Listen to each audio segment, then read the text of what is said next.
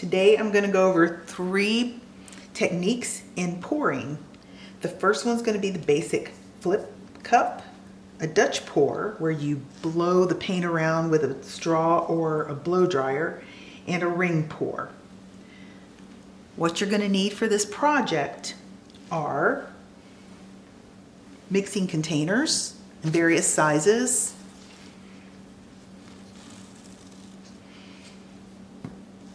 you're going to need paint. I'm using craft paint, all different kinds. I'm going to use a mixing medium. I'm using Floetrol for this, but I have read you could just mix it with water to thin the paints, and also you can mix equal parts glue and water to make a pouring medium. You're going to need craft sticks to stir your paints with. I have popsicle sticks, really inexpensive. You get them at the dollar store. You're going to need gloves to keep your hands clean. You're going to need some canvases, and you're going to want your canvases up off your surface so the paint can drip off the sides. What I've done is I got Tacks and I put them in the back to keep my canvases off the surface. You can also paint on flat canvases, as long as you keep it off the top. You can paint on all sorts of craft items. You can buy wood shapes and you can pour on those. There's all different ways to use pouring as a nice decorative art. One of the things that a lot of people like to see when they're making a pour painting are big cells of color.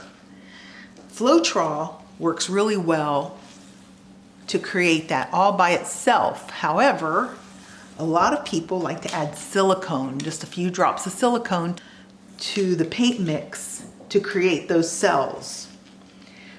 The thing about silicone is that it leaves a residue, and if you're going to finish your work by varnishing it, you need to be sure to take all the silicone off of your painting after it is thoroughly dry for about a week.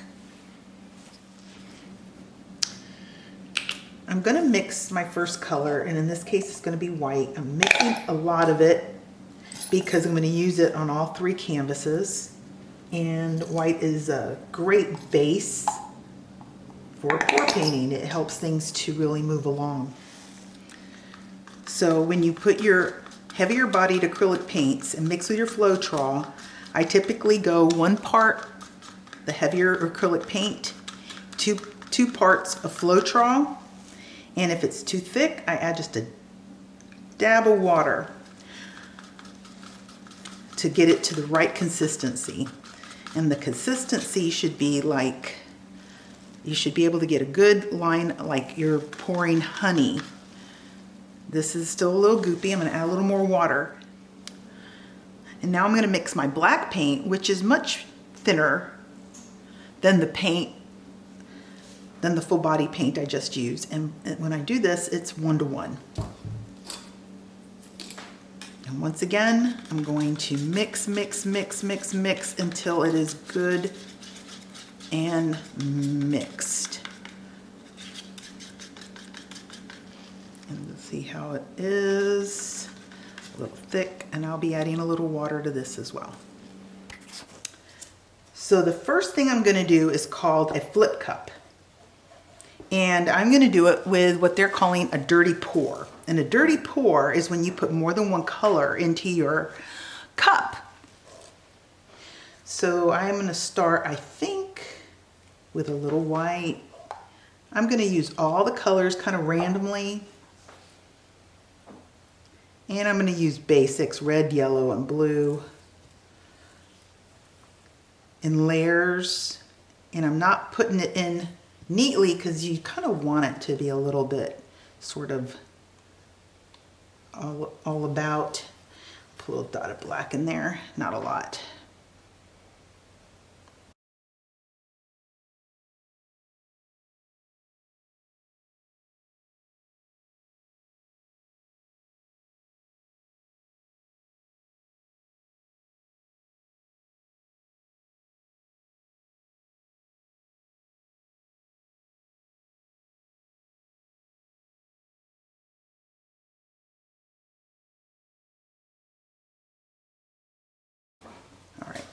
So Floetrol sometimes gives you really good cels. Let's see if it works this time.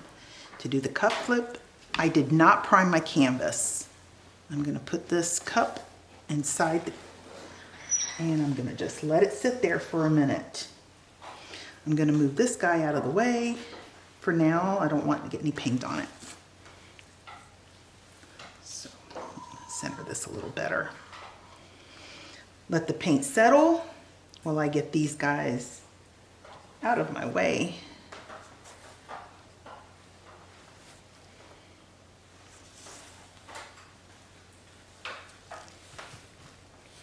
All right, so what happens here, I'm gonna lift it and I'm going to get the corners. The corners are always tough. Paint never always reaches to them.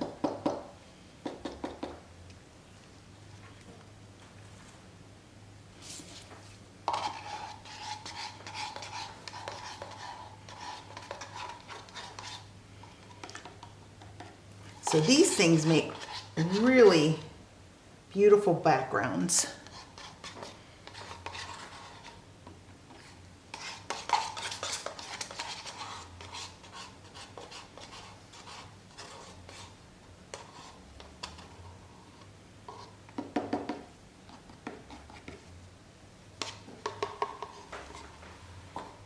Let it set for just a second. That's really pretty. And now I'm going to stretch it. Look at those cels. That's just Floetrol.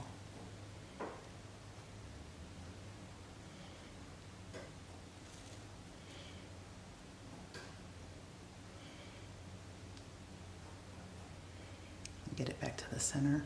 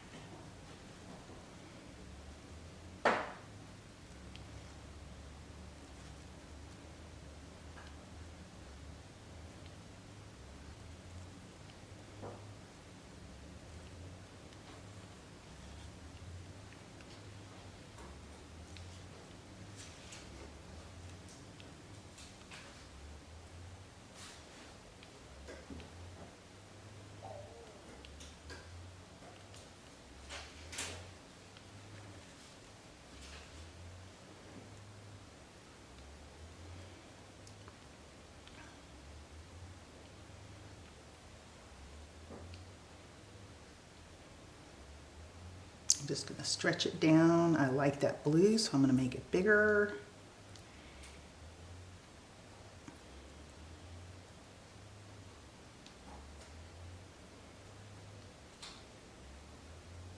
So pretty.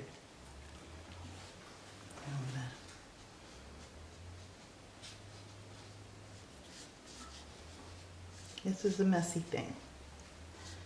So it's going to be a little messy.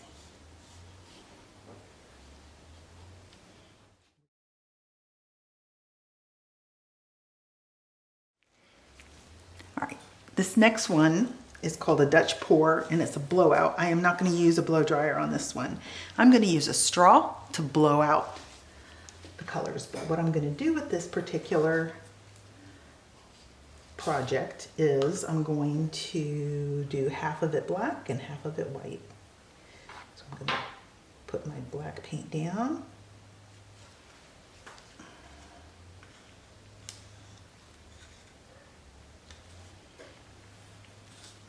And some white paint down.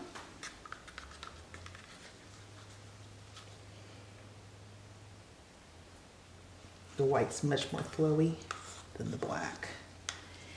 And I'm going to spread it out.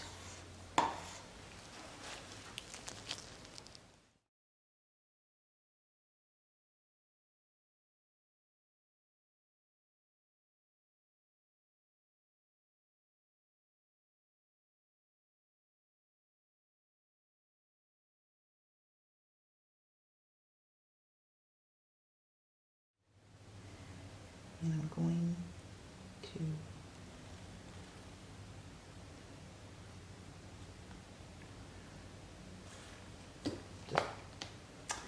all is not lost on that one. Let me get back to this.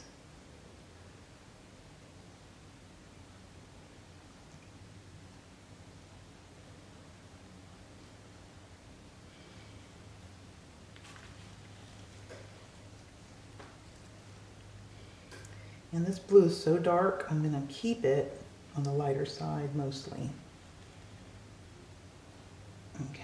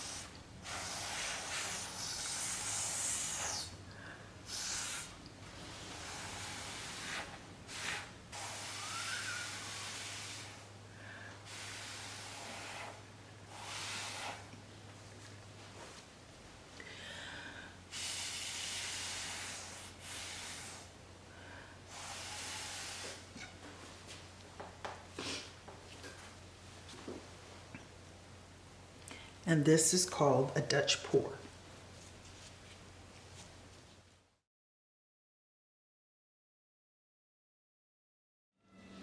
All right, so the first ring pour did not work out. I'm going to do this again.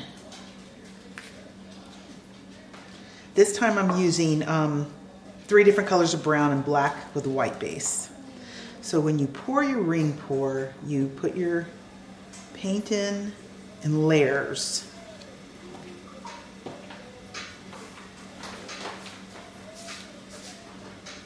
And so I'm going to put my different layers. I pour it down the side so it stays on top of one another.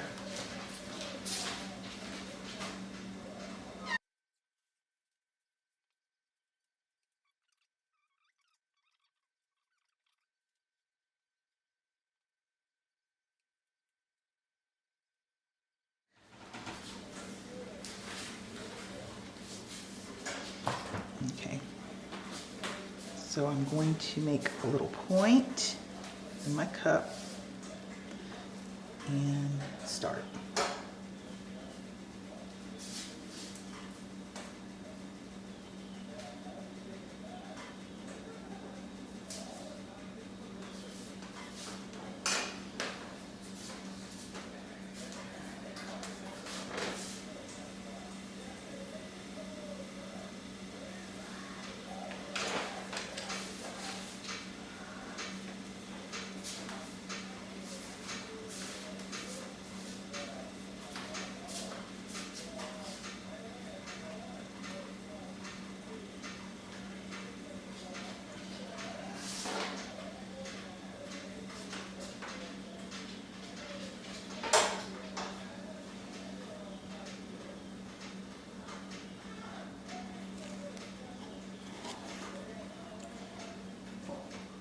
Okay, so it is set for a couple of minutes and cells are popping up everywhere. That's just beautiful. I'm going to thin this black a little more to get the outside edges covered in some paint, and then we're going to stretch it a little bit.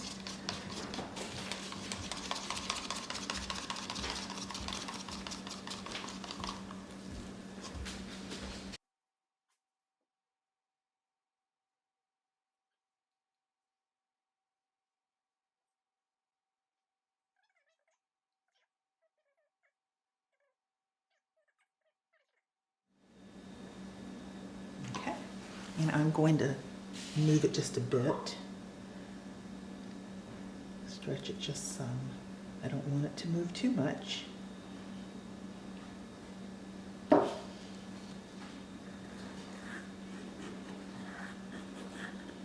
I don't mind if it falls off the edges a little.